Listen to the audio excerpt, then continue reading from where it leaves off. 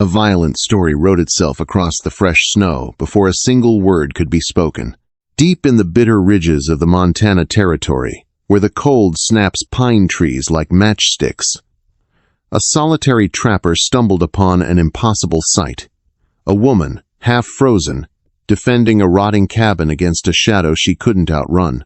Gideon Zane hadn't seen another human face since late October, and he preferred it that way. High up in the Bitterroot Range, the winter of 1883 was shaping up to be a widowmaker. The air was so brittle it hurt to breathe, and the snowdrift swallowed landmarks whole. Gideon, a man whose soul had been carved out by the artillery fire of Gettysburg and left to harden in the western wilderness, ran his trap lines with the mechanical precision of a lone wolf. He trusted the mountains. They were brutal, but they were honest. Men were neither. Tuesday morning brought a pale, watery sun that did nothing to warm the earth. Gideon was tracking a pine marten through a stand of lodgepole pines when he saw them. Footprints. They were entirely too small to belong to a mountain man, and the stride was frantic, uneven. Someone was dragging their left leg. Kneeling in the powder, Gideon ran a calloused thumb along the edge of the print. The edges were still sharp. Whoever made them had passed through less than an hour ago. He checked his Winchester rifle, easing the lever down just enough to confirm a brass cartridge was chambered, and followed the trail. The tracks led dangerously close to the edge of Miller's Ridge, spiraling down toward a hollow that held the ruins of an old logging cabin. The locals down in Hope's Crossing called it cursed, after Old Man Miller died of cholera in his bed, his body undiscovered until the spring thaw. No one went up there. Yet, as Gideon crept to the edge of the tree line, he saw a thin, pathetic ribbon of gray smoke coughing from the cabin's crumbling stone chimney. Raising his brass spyglass, Gideon focused on the yard. A figure emerged from the heavy timber door. It was a woman. She was drowning in a man's oversized wool coat, her face wrapped tightly in a woolen scarf that left only her eyes exposed. She carried a rusty, dull axe, marching toward a frozen stump with a desperation that made Gideon's chest tighten. She swung the axe at a thick piece of green wood. The blade bounced off, jarring her arm so violently that she dropped the tool, collapsing to her knees in the snow. Her shoulders shook with silent sobs. Gideon lowered the glass. His first instinct, the one that had kept him alive for 40 years, was to turn around. Up here, getting involved in other people's business was a quick way to catch a bullet or freeze to death. If she was out here, 40 miles from the nearest telegraph wire, she was either crazy, lost, or hiding. Given the deliberate path she took to the most isolated cabin in the territory, Gideon bet his life on the latter. He set up a cold camp 50 yards away, hidden in the dense spruce. He watched her for hours. He watched her try to patch the gaping holes in the cabin walls with mud that froze before she could press it into the timber. He watched her chew on a piece of hardtack that looked as old as the cabin itself. She was a city woman. That much was obvious. She moved with a stiff, unpracticed grace, entirely out of her depth. By late afternoon, the sky turned the color of a bruised plum. The wind shifted, carrying the sharp, metallic scent of ozone and ice. A blue norther was rolling over the peaks. In less than an hour, the temperature would plummet below zero, and a wall of white death would bury the ridge. Gideon looked at the cabin. The thin trail of smoke had died. She had no more dry wood. She was sitting in a wooden box that was about to become her coffin. Cursing his own lingering humanity, Gideon broke camp. He strapped his heavy pack to his back, grabbed an armful of split, seasoned cedar from his own cache, and marched down the slope. The wind was already beginning to howl, whipping ice crystals into his eyes like shattered glass. He didn't knock. When he reached the heavy oak door, he kicked the latch hard, throwing his weight against the warped wood. The door flew open, slamming against the interior wall with a crack like a pistol shot. "Don't take another step, mister." Gideon froze in the doorway, the blizzard screaming at his back. The interior of the cabin was dark, smelling of damp rot and old ashes. Standing in the far corner, shivering so violently her teeth rattled, was the woman. The scarf had fallen from her face, revealing porcelain skin smeared with soot, high cheekbones, and striking, terrified hazel eyes. More importantly, she was leveling a heavy Colt .45 Peacemaker directly at Gideon's chest. The hammer was cocked back. Her finger was trembling on the trigger. "Put the iron down, ma'am," Gideon said, his voice a low, gravelly rumble that barely carried over the wind. He didn't raise his hands. He just stepped inside and kicked the door shut behind him, plunging the room into twilight. "I said stay back," she cried out, her voice cracking. "I know who sent you. Tell Taggart he can rot in hell. I'm not going back." Gideon dumped the armful of cedar logs onto the stone hearth. "I don't know any Taggart. And if you pull that trigger with your hands shaking like that, you're either going to miss and shoot a hole in the roof we desperately need, or you're going to hit me in the gut, and we'll both freeze to death in the dark. Now, give me the gun." He didn't wait for her permission. Moving with a speed that belied his massive frame, Gideon crossed the room, grabbed the barrel of the Colt, and forced it upward. The woman gasped, trying to wrest it away. But she had zero strength left. Gideon easily plucked the revolver from her grip, carefully lowering the hammer, and tucked it into his belt. She collapsed backward against the log wall, sliding down to the dirt floor, completely defeated.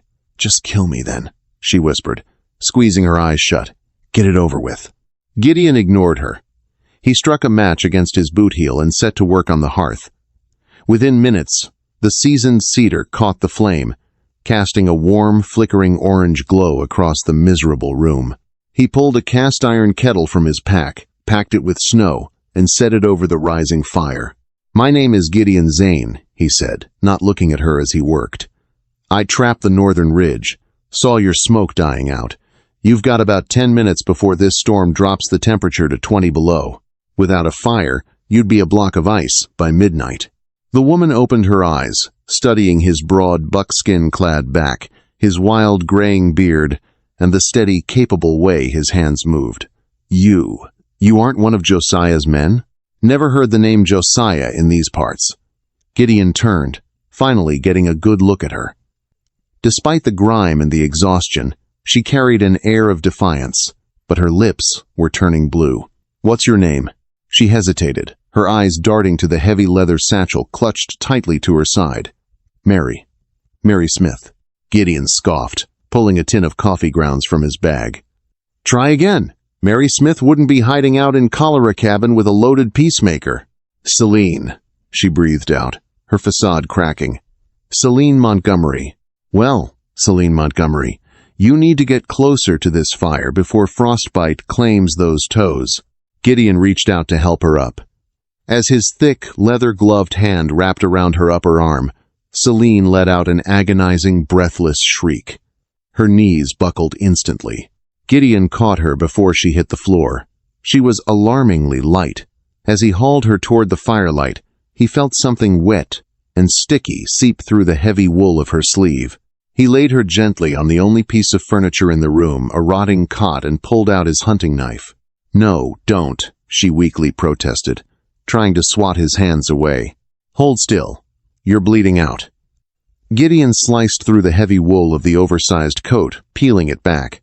Underneath, her cotton blouse was soaked in a gruesome mixture of dark, dried blood and fresh crimson. High on her left shoulder, dangerously close to her collarbone, was an angry, infected bullet crease. The flesh was swollen and inflamed, radiating a terrible heat. She hadn't just been running from the cold. She had been hunted. Celine bit her lip until it bled as Gideon probed the wound. "It's a graze," he muttered. "But it's dirty. If we don't clean it, the rot will take your arm, and then your life." He moved quickly, pouring a heavy glug of rot-gut whiskey from his flask over his own hands, then onto a clean scrap of linen. "This is going to hurt worse than the bullet," he warned. Celine nodded, her jaw locked. As Gideon pressed the alcohol-soaked cloth into the raw trench of her flesh, she let out a muffled scream, throwing her head back. Her hand blindly grabbed the iron frame of the cot, her knuckles turning white. Gideon worked with detached efficiency, cleaning the infected tissue, packing it with a salve of yarrow and pine pitch he kept for his own emergencies, and binding it tight with clean bandages from his kit. By the time he finished, Celine had passed out from the pain. Gideon stood up, wiping his hands on a rag. The cabin was finally warming up. Outside, the blizzard battered the heavy timber walls, sounding like a chorus of screaming banshees. He draped his own heavy buffalo hide blanket over Celine's shivering form. As he leaned over to tuck the blanket around her boots, his boot kicked the leather satchel she had been holding so desperately. The worn leather strap had busted open when she collapsed. Its contents spilled out onto the dirt floor. Gideon crouched down, his brow furrowing. It wasn't clothes, or food, or personal keepsakes. Bundles of thick, heavy paper tied with twine tumbled into the firelight. Gideon picked one up. They were bearer bonds. Tens of thousands of dollars in bearer bonds, stamped with the seal of the Central Pacific Railroad, and beneath the money lay a thick, leather-bound ledger. The pages were stained with dark fingerprints blood. Gideon flipped it open. The columns were meticulously filled with dates, names, and staggering sums of money. At the top of the very first page, written in sharp, aggressive cursive, was a name: Josiah Taggart, Wyoming Livestock Association. Gideon recognized the title, even if he didn't know the man. The Wyoming Livestock Association wasn't a gathering of farmers. It was a ruthless syndicate of cattle barons who bought judges, hired mercenaries, and slaughtered anyone who got in the way of their grazing lands. They were a law unto themselves. He stared at the sleeping woman, her face pale and drawn under the buffalo hide. Celine Montgomery wasn't a runaway bride or a lost pioneer. She had robbed one of the most powerful and deadly cartels in the West, stolen the ledger that proved their corruption, and fled into the most unforgiving mountains on the continent. Gideon tossed the ledger back into the bag and stood up, looking out the frosted window into the blinding white storm. He had sought the Bitterroot Mountains to escape the wars of men. Now, looking at the bloody evidence at his feet, he realized a new war had just been delivered to his doorstep, and Josiah Taggart's mercenaries wouldn't stop at the edge of the ridge. They were coming. For 3 days and 3 nights, the Blue Norther battered the Bitterroot Mountains, burying Miller's Ridge under 4 feet of impenetrable powder. Inside the rotting cabin, time ceased to exist, measured only by the steady consumption of cedar logs and the rattling breaths of Celine Montgomery. Fever had taken her the first night. Gideon Zane rarely slept, sitting vigil by the hearth, feeding the flames, and pressing snow-chilled rags to her burning forehead. He listened to her delirious mumblings, pleas for her father, terrified whispers about men with rope, and panicked demands to burn the ledger.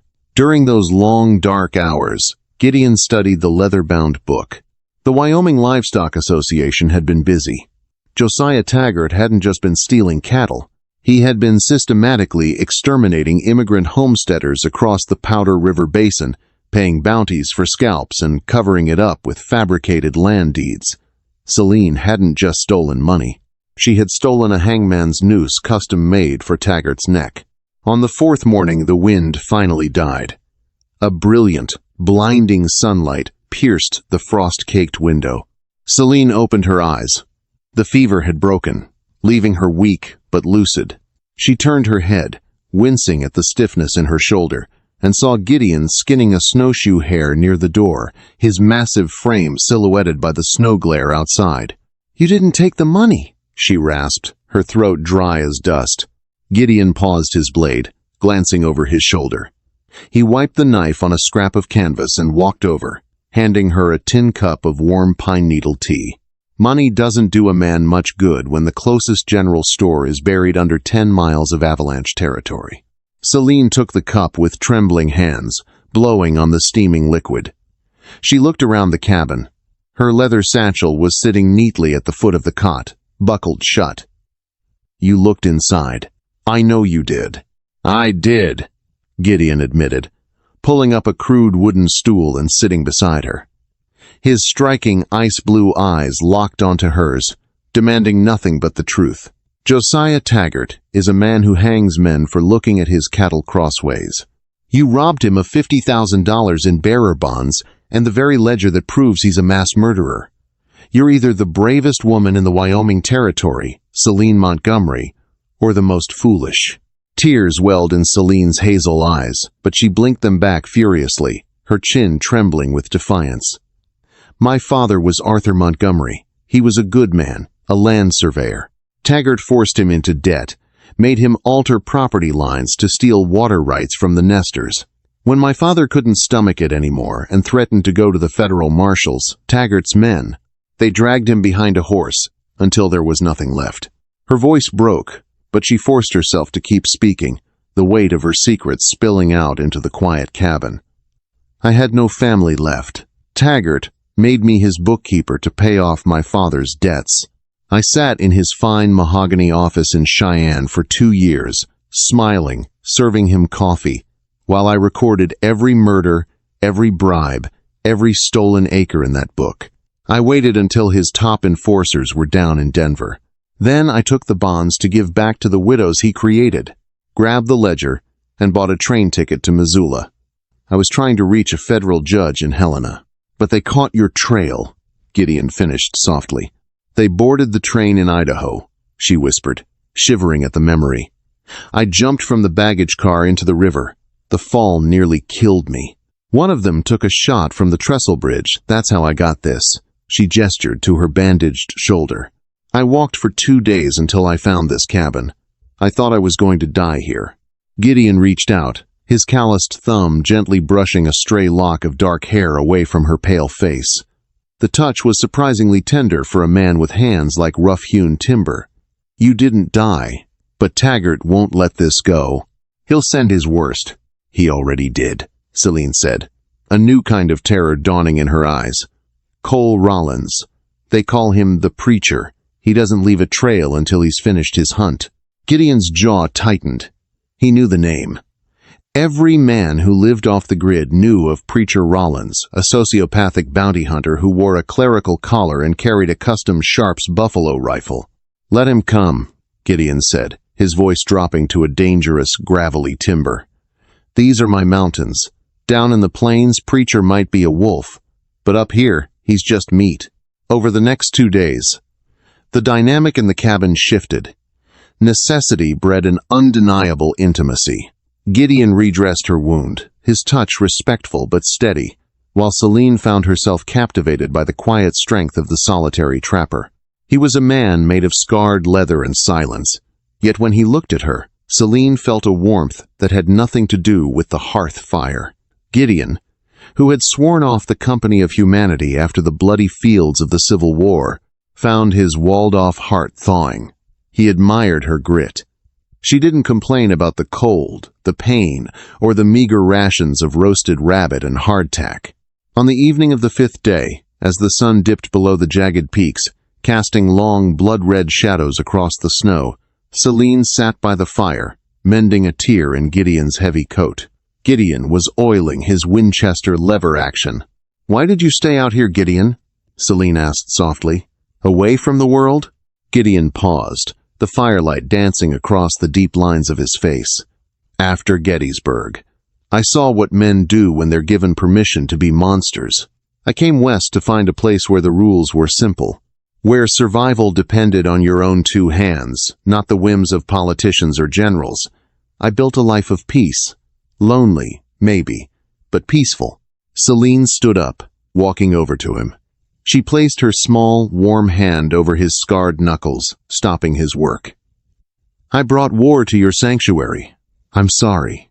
Gideon looked up at her, his breath hitching slightly as he took in the quiet beauty of her face illuminated by the embers. He stood up, towering over her, yet he moved with incredible gentleness. He reached out, cupping her cheek. "I was a dead man walking out here, Celine. Just a ghost, haunting the timber. You brought me back to life." He leaned in, and Celine met him halfway. Their kiss was desperate and deep, born of shared trauma and the terrifying knowledge that tomorrow wasn't promised. It tasted of wood smoke, coffee, and salvation. For the first time in years, Gideon had something worth fighting for. Suddenly, the eerie silence of the mountain was shattered by the sharp, unnatural snap of a dry branch echoing from the ridge. Gideon broke the kiss instantly, his eyes turning cold and calculating. He blew out the oil lantern, plunging the cabin into darkness save for the dying embers.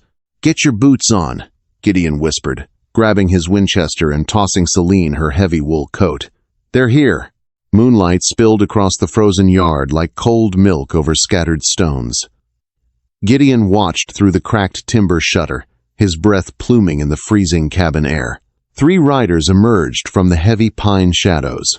Their horses blew thick white steam from their nostrils, utterly exhausted from the brutal climb up the mountain. At the center sat Cole Rollins, preacher. He wore his trademark black bowler and a stark white clerical collar, resting a massive Sharps buffalo rifle across his saddle pommel. "Halloo the cabin!" Preacher's voice echoed across the canyon, carrying a jovial, terrifying lilt. "Gideon Zane. I know you are in there, brother. Folks down in Hope's Crossing say you trapped this ridge. I also know you are harboring a little stray lamb." Gideon checked the action on his Winchester lever action, confirming the brass cartridge. He glanced back at Celine. She stood pale but resolute, clutching the heavy peacemaker. "Here is the gospel truth," Preacher shouted, dismounting and waving his 2 heavily armed mercenaries to flank the rotting structure. "The girl stole property belonging to Mr. Josiah Taggart. Send her out with the ledger, and I vow before the Almighty, you will live to trap another winter. Keep her inside, and I will burn this shack down with both of you screaming inside it." "Talk is cheap, Preacher," Gideon roared back, his deep voice rattling the frost on the windowsills. "Let's see if you can walk on water," Preacher chuckled, a dry, rasping sound like dead leaves blowing over a grave. "Sinners it is." He dropped his hand. Gunfire erupted instantly. Heavy lead slugs tore through the decaying timber, spraying Gideon and Celine with sharp wood splinters. Celine dove to the dirt floor, covering her head as Gideon rolled toward the shattered window. He didn't panic. Kicking open the heavy shutter, he exposed himself to the moonlight for a fraction of a second. A muzzle flash erupted near a frozen stump to the left. Gideon leveled his Winchester, exhaled slowly, and squeezed the trigger. The rifle barked. The mercenary behind the stump jerked violently backward, clutching a ruined chest, and collapsed into the deep powder. The snow turned a gruesome crimson. "One down," Gideon muttered, racking the lever. Before he could acquire his second target, a massive 50 caliber slug from Preacher's Sharps obliterated the wooden window frame just inches from Gideon's head. The sheer kinetic force sent jagged shrapnel tearing directly into Gideon's left thigh. Gideon grunted in agony, collapsing backward against the stone hearth. Dark blood immediately began soaking through his heavy buckskin trousers. "Gideon!" Celine screamed, scrambling desperately across the floor toward him. "I'm fine, stay down," he gritted out, pressing his hand against the wound to staunch the heavy bleeding. Outside, Preacher Rollins signaled his remaining gun thug. "Kick the door! They are wounded!" Heavy boots crunched rapidly across the frozen yard. The front door took a massive impact, groaning on its rusted iron hinges. Another violent kick, and the door splintered open entirely. A massive mercenary stepped into the threshold, leveling a double-barreled shotgun. Before the man could pull the triggers, Celine stood up from behind the rotting cot. Gripping the heavy Colt Peacemaker with both hands, she cocked the hammer and fired. The roar of the pistol was deafening. The .45 caliber bullet caught the mercenary dead center in the chest, blowing him backward out the doorway into the freezing night. Celine stood paralyzed, her chest heaving, the barrel smoking. She had never taken a life, but looking at Gideon bleeding on the floor, she felt a fierce, protective rage instead of remorse. A long shadow fell across the doorway. Preacher Rollins stepped casually over the body of his fallen comrade, sliding a fresh brass cartridge into the breech of his Sharps. He looked at Celine, his eyes devoid of human warmth. "Well now, little lamb," Preacher smiled, revealing yellowed teeth. "You grew some fangs. Put the iron down. It is over." Celine tried to cock the hammer again, but Preacher was unnaturally fast. He swung the heavy wooden stock of his rifle, striking Celine viciously across the jaw. She cried out, spinning to the floor, the revolver skittering away into the dark corners. Preacher stood over her, drawing a wicked, curved, skinning knife. "Mr. Taggart wants that ledger, but he didn't say I couldn't have some fun before taking it. Hey, preacher?" A low, bloody voice rasped from the shadows. Preacher turned. Gideon leaned against the hearth, pale from blood loss. He didn't hold